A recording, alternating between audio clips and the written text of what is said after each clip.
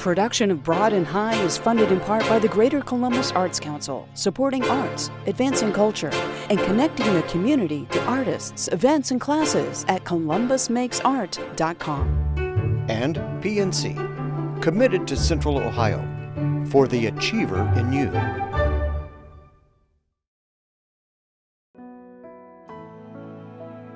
This time on Broad and High. Explore an unconventional nativity display in Victorian Village. And celebrate the sounds of the season through the beauty of sign language and handbells. This and more right now on Broad and High.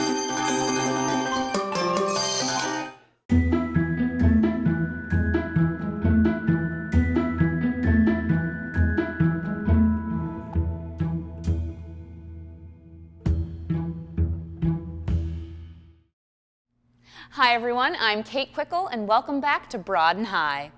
The artist in our first story today has spent the past several years carving sculptures for her expansive nativity scene, which is on display every year at St. Francis of Assisi Church in Victorian Village. We stopped by to see this non-traditional exhibit made entirely out of gourds.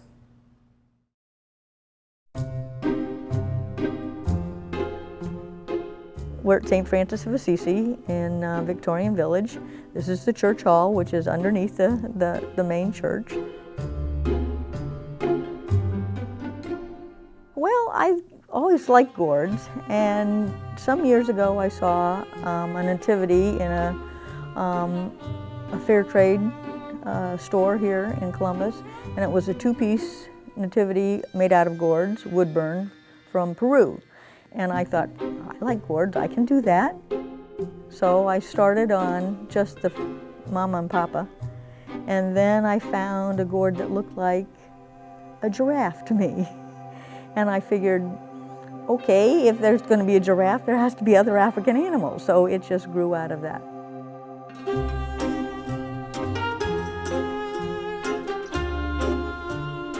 I've got about 65 animals. I have a couple of favorite pieces. I like the bat, I like the porcupine, I like the cheetah, I like the rats. They were the second two that I made after the giraffe, the rats. They're all dried gourds, so they're not going to rot, they're not going to mold or anything else. They're all wood burned. The Indian King's camel took me a week to do, just the week, because he was a two-humper and he has lots of hair growing out of him, and then, of course, he's got to have saddle and all that kind of stuff. And I look for specific shapes sometimes. Sometimes I go and something calls to me and says, I know that's a sheep, or I know that's an alligator, or whatever. And sometimes I just go looking for parts, like gourd stems or long neck gourds that I can use the long neck as legs on something.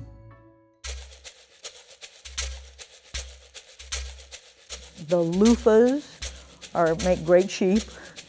Gourd seeds make ears and tongues sometimes. Gourd stems are legs and tails. A lot of the things that the kings bring are natural things I've found outside, or I've found some strange pod from East Africa at the gourd show. It's interesting that when you open up a gourd, you never know what you're going to find inside.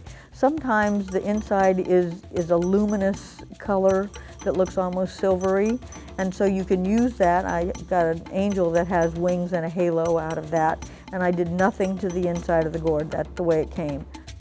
You never know what you're going to find out, and that's the exciting part, that every time that you open up a gourd, it's a brand new experience. 2 years ago, I added a queen. Instead of the three kings, I added a queen, an Egyptian queen. The angels all play traditional African instruments. The African king has traditional kente cloth for the mat that he puts his things on, and he wears a traditional kente cloth fabric. The same with the Asian king and the Indian king. The fabrics that they wear and the mats that they have their gifts on are traditional to that era or that culture. Every culture who knows this story is going to put it in context for them that's meaningful for them, whether it's an Alaskan nativity or whether it's a Chinese nativity, they're all going to be in. So this is an African nativity to me.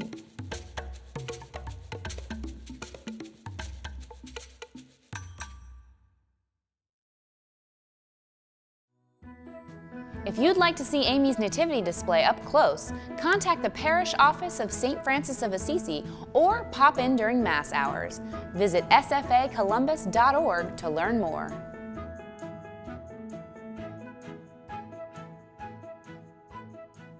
There's a choir in town that believes you don't actually have to hear jingle bells to enjoy the sounds of the holiday season. So they're spreading Christmas cheer through the beauty of sign language. Have a look.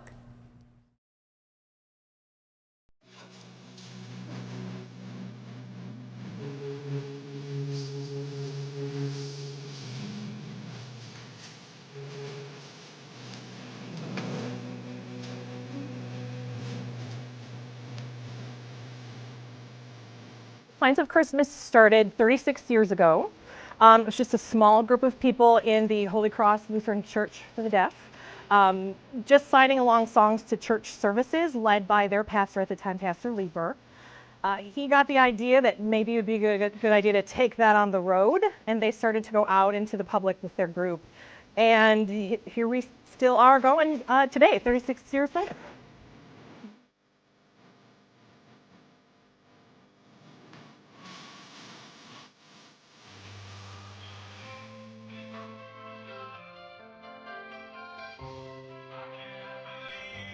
I would say I've been a member for 6 years in Signs of Christmas.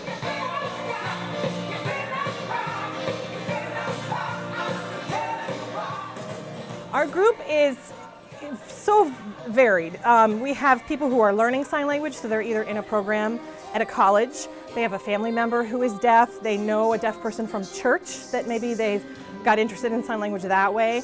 We have sign language teachers, we have grandmothers and granddaughters, we have people who've been around for all of the 36 years who don't do anything with sign language in their daily life. This is just where they get it from.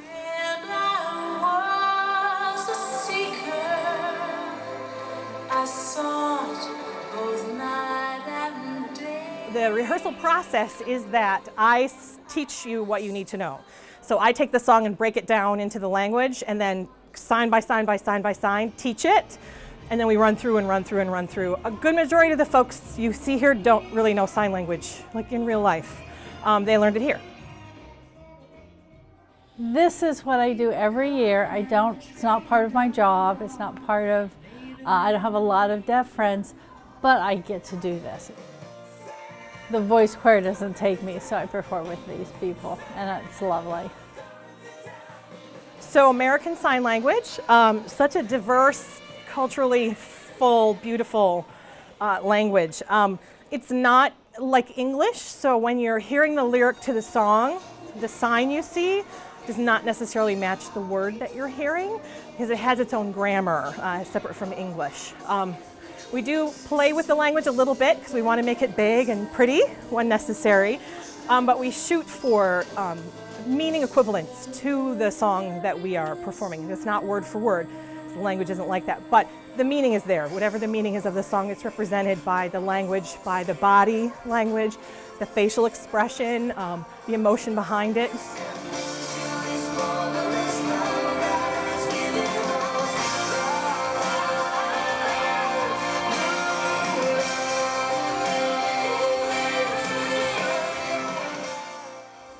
Well, I can't hear the music, so I follow Andrea and her signs. I copy her. I can't hear the words, but I can feel the beat, especially on the faster songs. It's really difficult, and so I really have to focus on Andrea so that I can know where we are at with the music. And I know the lyrics in my mind, so I keep those going at the same time. It's a process to translate a song into American Sign Language. And not just to translate it into American Sign Language, but translate it in a way that a group of 40 can perform it all at the same time. This is an exhausting project, and we get very tired and we lose some of our steam. So my big main job in front is to look like a crazy person and with big overexpressed facial expressions to make sure that they keep their energy up through the whole entire show, which is why I'm always very tired at the end of a show.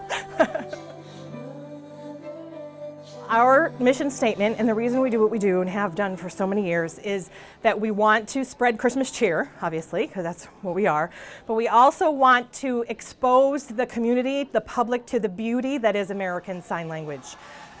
If we can give you the Christmas spirit, plus a little added bonus of being exposed to a different culture, that's our goal every year.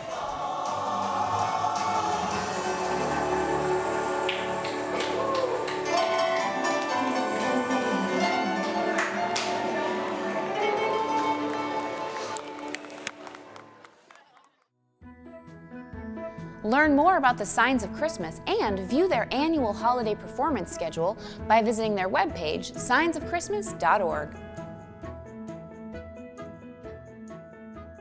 If you thought handbells were just for Christmas or church, think again. The group of performers in our next story has been pushing the boundaries of bell ringing from coast to coast to make handbells a little more hipster. Here's more. Handbells are an interesting instrument.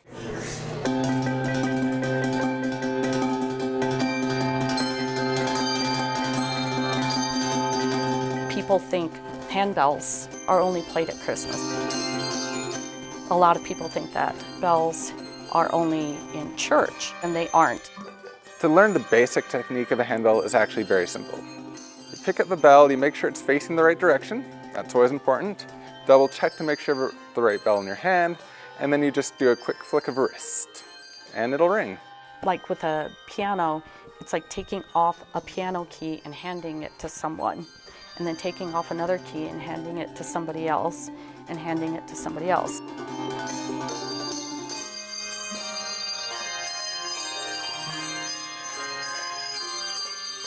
Each bell has a pitch, just like each key on a piano is a certain pitch, a certain note.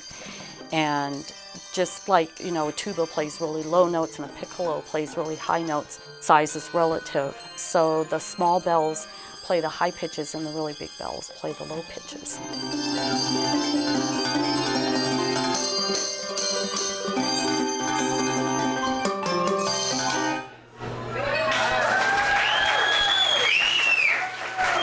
If you just walked in off the street thinking, wow, what is this whole tintabulations handbell thing?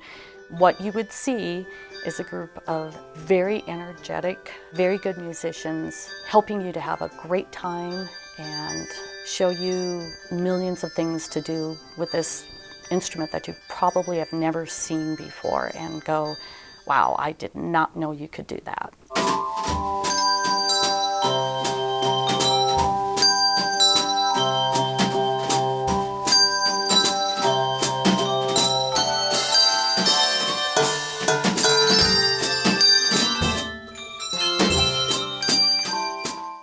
How did tintabulations get their name? Someone had heard the word tintinnabulation, which is a rough translation of what a handbell would be in Latin.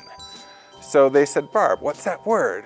And she didn't really know, so she tried to conjugate it herself from her understanding of Latin, and she missed. So instead of tintinnabulations, we got tintabulations.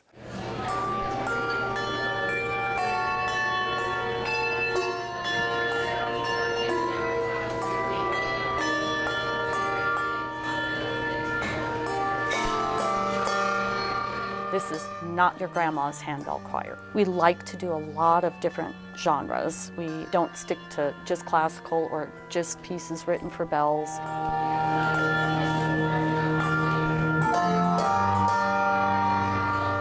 I think it's a unique art form because of the dependency upon other people to make the beautiful sounds. The thing that makes tintab fun is that they're passionate about ringing. We all have different skill levels. There's different people who are better at different things, but in the end, the focus is always on making music. It's a big time investment. We rehearse 3 hours a week. We do about 20 to 30 performances a year. You really feed off an audience's energy. I would like to have enriched their lives in some way through the performance. The best thing we can do as a handbell ensemble is to make one new person in the audience come back or even become a ringer.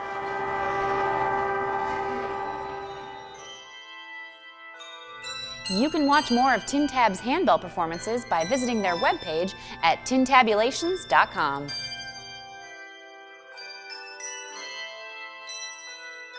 Connor Fogel is a Nevada-based artist who uses adaptive equipment to be able to express himself through art.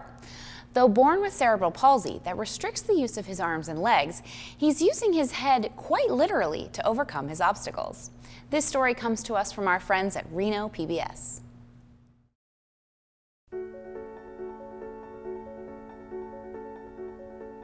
From painting to graphic design to photography, Connor Fogel is an emerging artist who finds creative ways to express himself.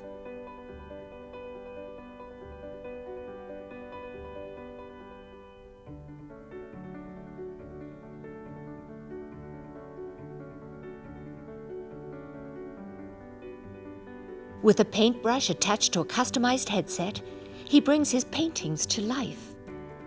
The headset was originally meant as a head pointer for him to use on the computer when he was in the 4th grade. And over the years, his family began experimenting by taping pencils and other tools to the headset so he could draw, and eventually adapted it into what it is now, a means for him to bring his brushstrokes onto canvas. Connor's cerebral palsy makes it difficult for him to speak. However, he feels that his art is how he communicates best with people, and that he is able to express himself through each stroke of his brush. One of his passions is to use his art to inform others that disabled people are just like anyone else, and are capable of doing what they love.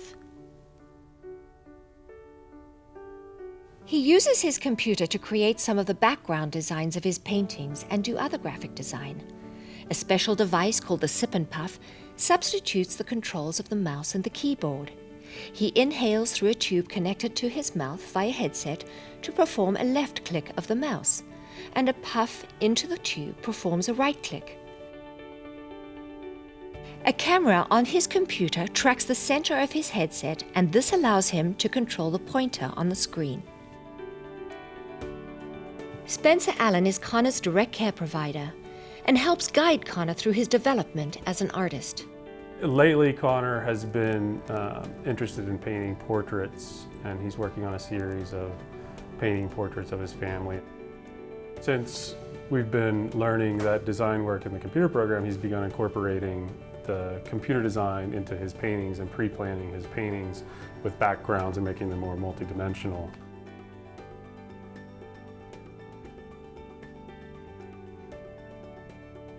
To further demonstrate that people with disabilities can be self-sustaining, he sells his artwork and produces an annual calendar to raise money to help support himself and buy adaptive equipment. He is also partnering with Spencer Allen, his direct care provider, to grow Creative Potential, a company comprised of artists with disabilities who create learning-based wooden toys and puzzles for children. It's a great feeling to have, and knowing that I can help kids. Connor's parents always taught him that he can do anything that anybody else can, just maybe a little differently. And this remarkable artist shows us that in addition to his work, nothing in life can stop you with the right mindset.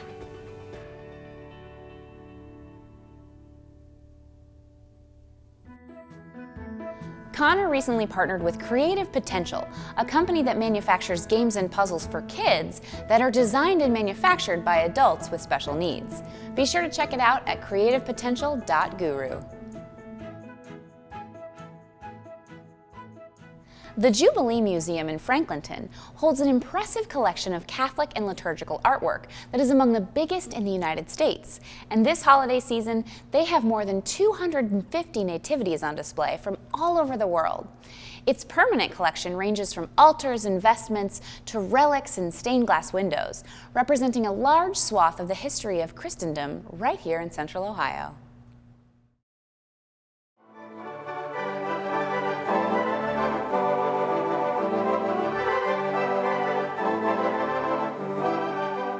The museum is located in the old Holy Family High School and grade school buildings on South Grub Street, right along 315. It's a very lively place with about 22 rooms filled with all manner of things from Catholic history, as well as some Jewish items and Protestant things.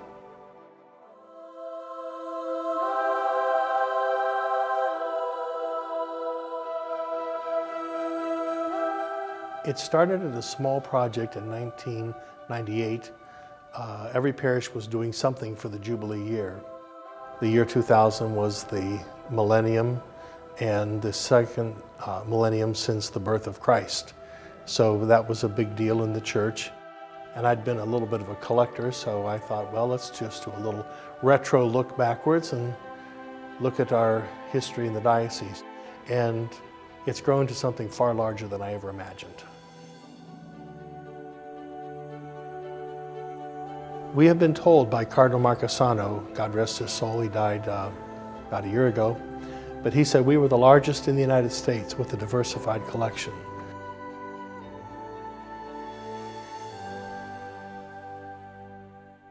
Now, if you go to Notre Dame University, they have the largest collection of bishops' items. The University of Dayton has the largest collection of nativity scenes in the country. This year they've loaned us 2 of them. But our collection is the largest diversified, so if you'd find it in a church, you'll likely find it here.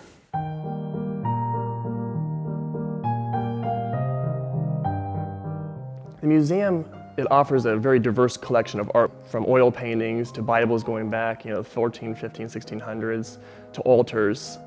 One of the largest altar companies in the United States was in Cincinnati, Ohio. It was just German immigrants that came over and they knew how to carve.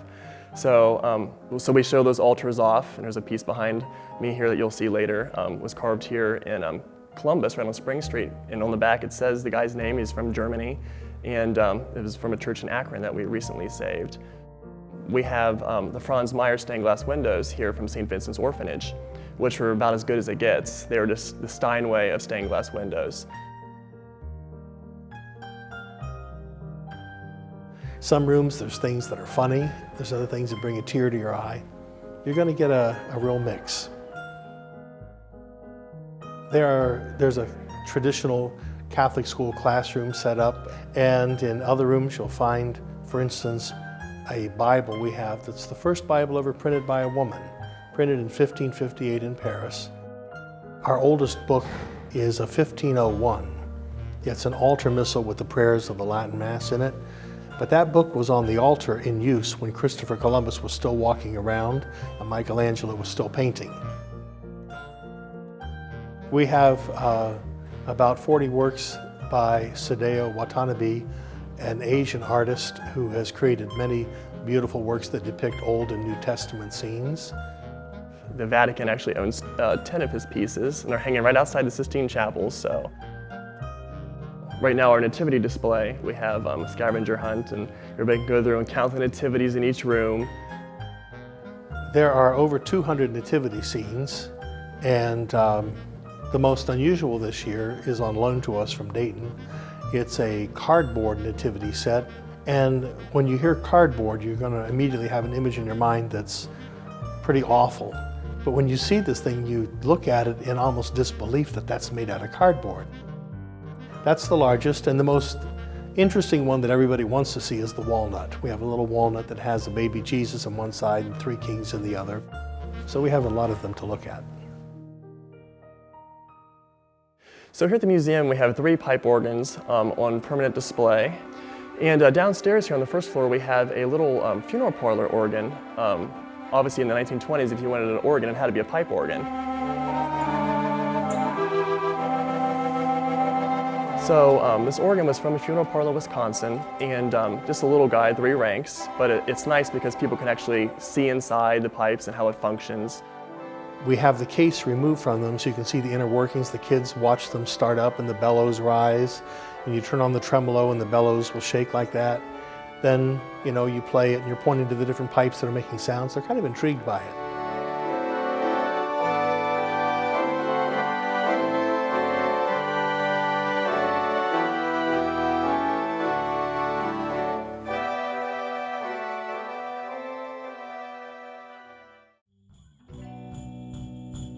That's our show. Remember, you can revisit all of our stories at WOSU.org, as well as on the WOSU Public Media mobile app. And of course, give us a follow on Facebook, Twitter, and Instagram. We're taking you out today with a tune called Educational Toys by the Columbus band Free TVs. Thanks for watching. Be sure to join us back here in the new year for more great stories on Broad and High. Happy holidays! Now down the chimney squeezing, cookies and milk he's eating. The toys that he is leaving are not for fun, but they are for teaching. He wants to educate. Production of Broad and High is funded in part by the Greater Columbus Arts Council, supporting arts, advancing culture, and connecting the community to artists, events, and classes at columbusmakesart.com. And PNC, committed to Central Ohio, for the achiever in you.